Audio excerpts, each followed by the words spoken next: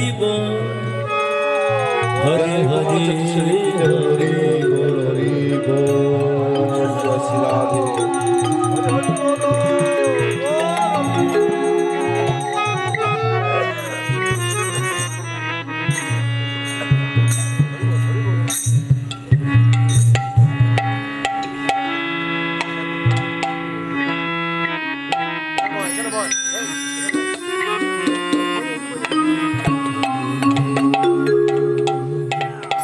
ओम जयंती मंगला काली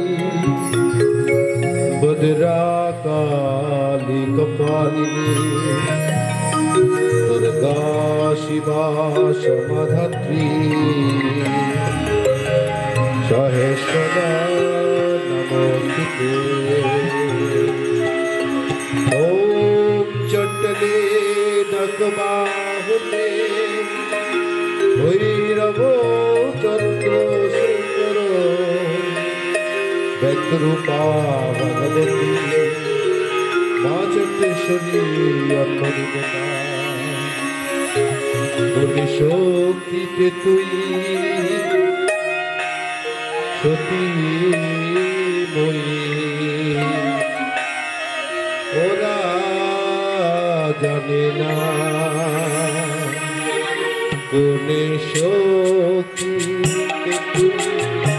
সখী মই ওরা জানে না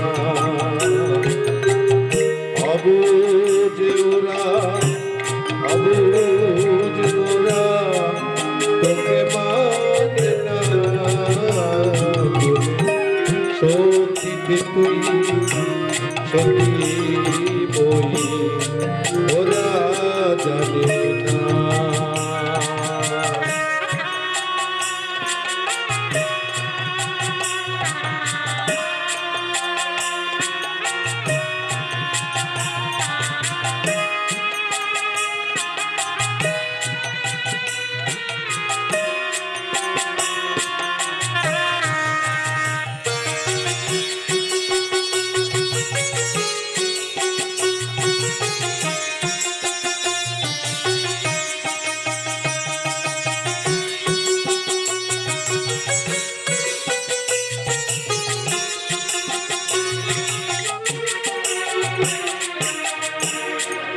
ভুবনে অস্ত্র যত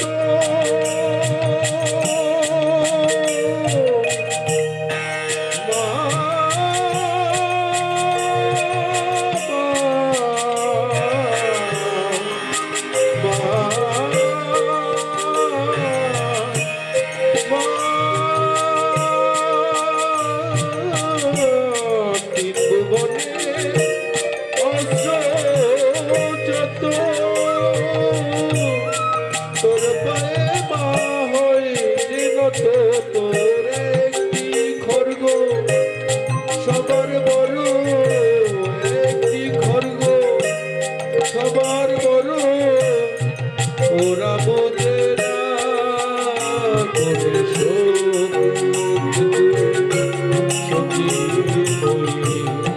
ওরা বুঝে না করে সখীতে তুই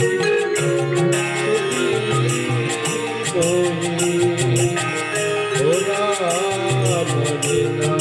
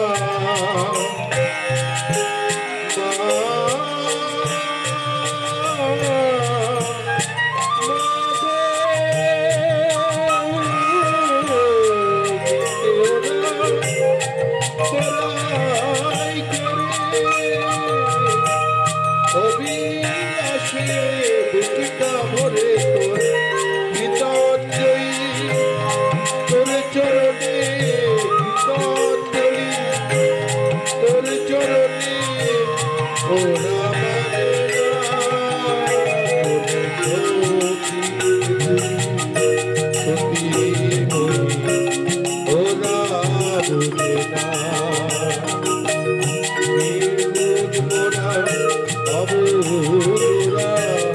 তোকে মানে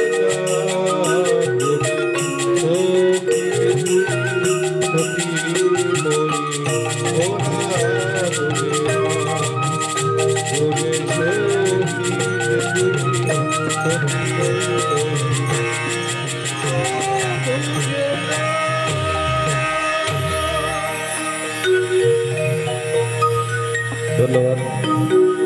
আমি আমার কিশোর দাদাকে অনেক ধন্যবাদ জানাচ্ছি আমাকে একটা গান গাওয়ার সুযোগ করে দেওয়ার জন্য। আবার পাঠে ফিরে আসছি, আপনাদের সামনে গান করছেন জননন্দিত গীতা পাঠক কিশোর পালিত দাদা। হরে কৃষ্ণ।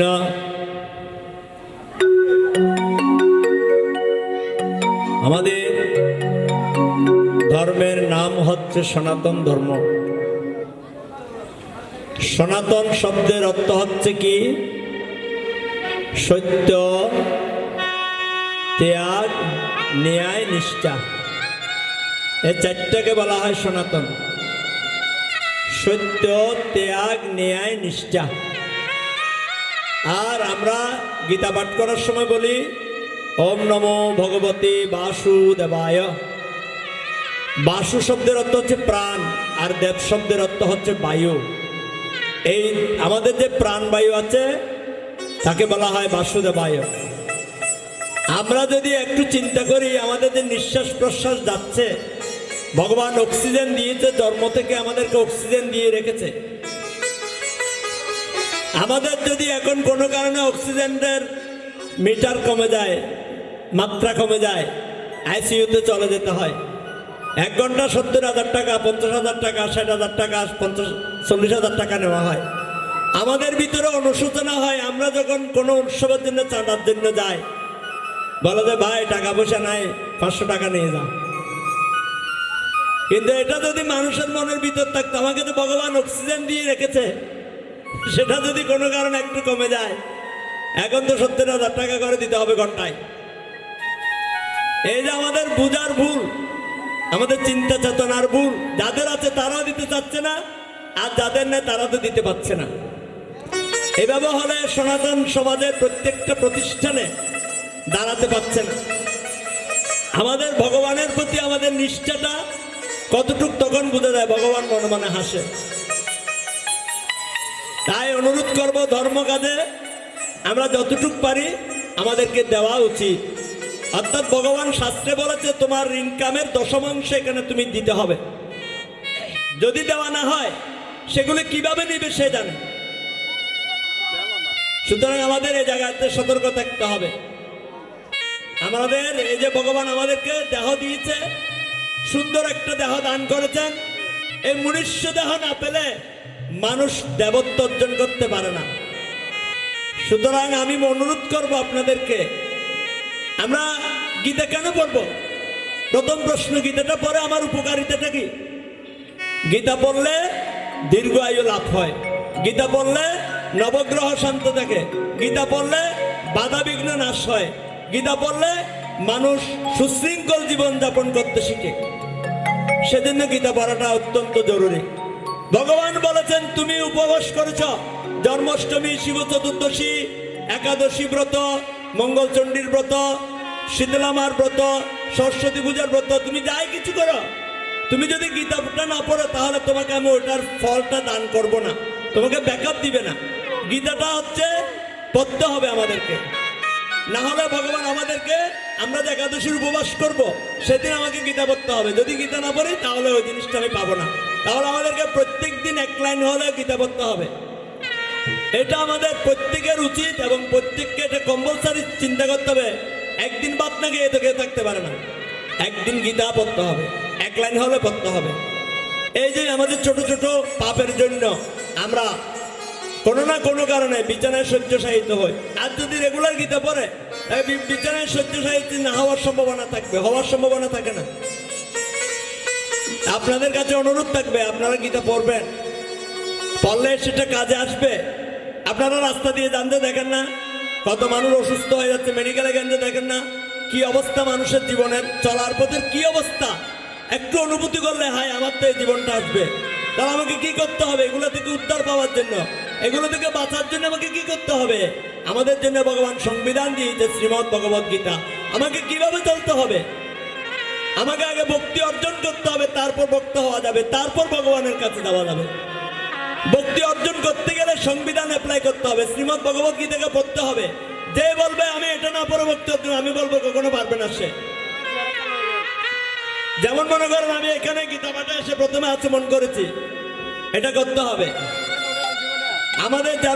আমরা যারা পাঠ করি, আমরা যারা গীতা অভ্যাস করি, গীতা পাঠে যাই, আমাদেরকে প্রথমে আচমন করতে হবে, গীতা পূজা করতে হবে, তারপর গীতা পাঠে প্রবেশ করতে হবে। এই বিধানগুলো আমাদেরকে মনে রাখতে হবে। হুট করে এসে হুট করে বসে গীতা পাঠ করলে সেটা আপনারও মঙ্গল হবে না, যে করবে তারও মঙ্গল হবে না। আপনারা এখানে এনেছেন মঙ্গলের জন্য, আপনাদের মঙ্গলের জন্য, দশের মঙ্গলের জন্য, আমার নিজের মঙ্গলের জন্য। আমি যদি শাস্ত্রের বাইরে বহির্ভূত কিছু করি তাহলে আমারও মঙ্গল হবে না, আপনাদেরও মঙ্গল হবে না, কারো মঙ্গল হবে না। ওই জায়গায় ভালো ভালো গান সবাই গাইতে পারে, ভালো ভালো কথা সবাই বলতে পারে, কিন্তু শাস্ত্রের বহির্ভূত কিছু করলে সেটা কখনো হবে না। অর্জুন কিন্তু ভগবানের অত্যন্ত প্রাণপ্রিয় ব্যক্তি ছিল। অর্জুনকে পর্যন্ত ভগবান সাবধান করে দিয়েছে, অর্জুন তুমি আমার ভক্ত, ঠিক আছে, তুমি মনে রেখো, তুমি যদি শাস্ত্রের বাইরে কিছু করো তাহলে তোমাকে আমি দেখবো না। তাই আমি অনুরোধ করব, আমরা যাই কিছু করি, যেমন মনে করেন আমাদের পাপগুলা কোথায়, আমরা ছোট ছোট পাপগুলা দেখি না। যেমন মন্দিরে আসছেন, জুতা পরে আসছেন, জুতা খুলে আপনি মন্দিরে ঢুকে প্রণাম করে ফেলছেন, জুতা দিয়ে হাতটা ধরেছেন, এটা দোন নাই, এটা ধুতে হবে না, এটা না ধুয়ে আমি প্রণাম করে ফেলেছি, আমি মুখ শুদ্ধ করি নাই, আমি হাত ধুই নাই, আমি প্রণাম করে ফেলেছি, সেটা আমার পাপ হয়েছে, আমার পুণ্য হয়নি। এগুলা যেন আমরা স্মরণ রাখি। আমরা মানুষ, আমরা অনেক কষ্ট করে, আমরা গাছপালা ছিলাম, আমরা পশু পাখি ছিলাম, আমরা কীটপতঙ্গ ছিলাম, আমরা জীবজন্তু ছিলাম। আমাদেরকে ভগবান সুযোগ দিয়েছে ভগবানের কাছে যাওয়ার জন্য।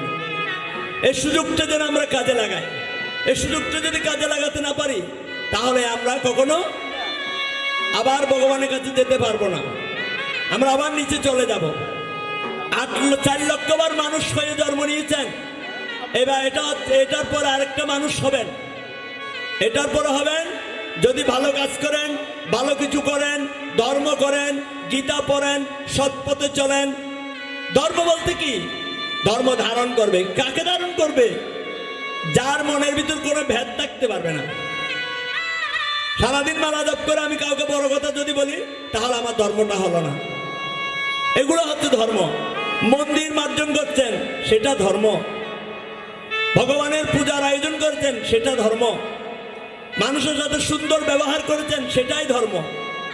আমি সারাদিন ধর্ম করে মানুষের সাথে কর্কশ ভাষায় কথা বললাম, হিংসা করলাম, বিদ্বেষ করলাম, সেটা দিয়ে ধর্ম হবে না। এগুলো আমাদের ছোটখাটো এই ভুল ভ্রান্তিগুলা থেকে সংশোধনে আসতে হবে, তাহলে দেখবেন যে আপনার অনেক মঙ্গল হবে। এবং অনেকে মনে করেন পূজা দিচ্ছেন, পার্বণ দিচ্ছেন, এখানে পূজা আনি দিচ্ছেন, বাতি জ্বালায় দিচ্ছেন, মানত করছেন, অনেক সময় দেখা যায় এগুলো ফল হচ্ছে না। তার ফল না হওয়ার কারণ হচ্ছে আমি সিস্টেম ওয়াইজ করতে পারি নাই, আমার ফল হচ্ছে না। গীতাটা রেগুলার পড়লে তার দীর্ঘায়ু লাভ হবে, তার বড় বড় রোগ ব্যাধি থেকে তাকে ভগবান রক্ষা করবে, বাধা বিঘ্ন থেকে রক্ষা করবে, জ্ঞান দান করবে, সৎপথে চলতে শিখাবে। আমাদের আজকে সমাজের যে অবস্থা, যে পরিণতি, তা থেকে পরিত্রাণ পাওয়ার জন্য সবাইকে ঘরে বসে গীতা পড়তে হবে। বাচ্চাদেরকে বলতে হবে সন্ধ্যায় যেন সবাই বসি, মা ছেলে মেয়ে বসে 1 লাইন গীতা পড়ে, গুরু বন্দনা করে, ভগবানকে ডেকে হরে কৃষ্ণ বলে আমরা যেন আমাদের সংসারে কাজে যাই। আমরা আরো দেখি পরীক্ষা আসলে বলে গীতা পাঠে যাওয়ার দরকার নাই, কালকে অঙ্ক পরীক্ষা। তুমি কাকে দরকার নাই বলেছো? গীতাকে। গীতাটা কার? ভগবানের মুখ নিশ্চিত মানে ভগবানকে তুমি না করে দিয়েছ। ভগবান মনে মনে হাসলো, তাহলে আমার পরীক্ষাটা ভালো হবে না। পরীক্ষার সময় বেশি বেশি করে পড়তে হবে, যাওয়ার সময় গীতা পড়তে হবে, স্মরণে গীতা রাখতে হবে, মরণে গীতা রাখতে হয়, চলার পথে গীতা স্মরণ করতে হয়। এই গীতা পড়লে তার উপকারিতা আছে, অপকারিতা নাই। তাই আমি অনুরোধ করবো সবাইকে গীতা পড়ার জন্য।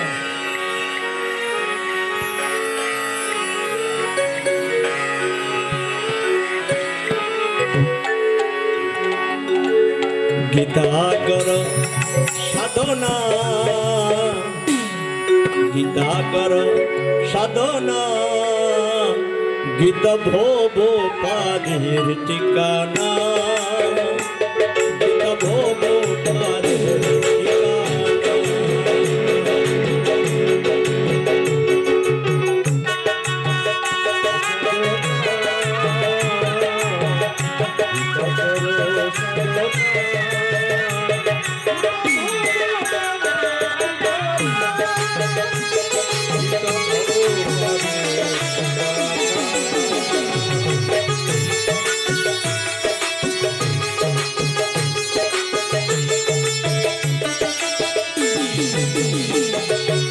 গীতায়াতে শ্রীকৃষ্ণের বাণী, সাধনায় পাবে চরণের রানী।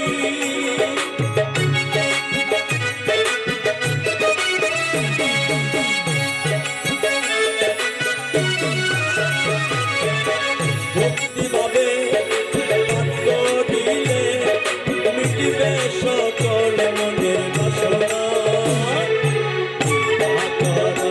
সাধনা গীতা ভব পাদের ঠিকানা, গীতা ভব পাদের ঠিকানা।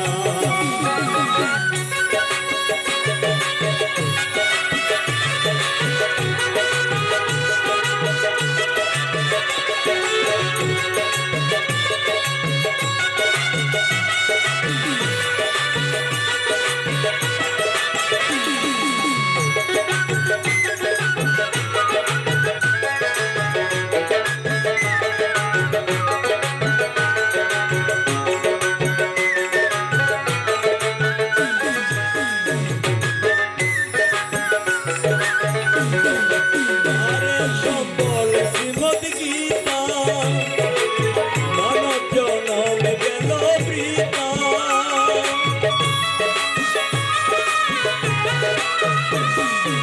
আরে সম্বল শ্রীমদ গীতা, মানব জনম গেল বৃথা। দুর্লভ জনম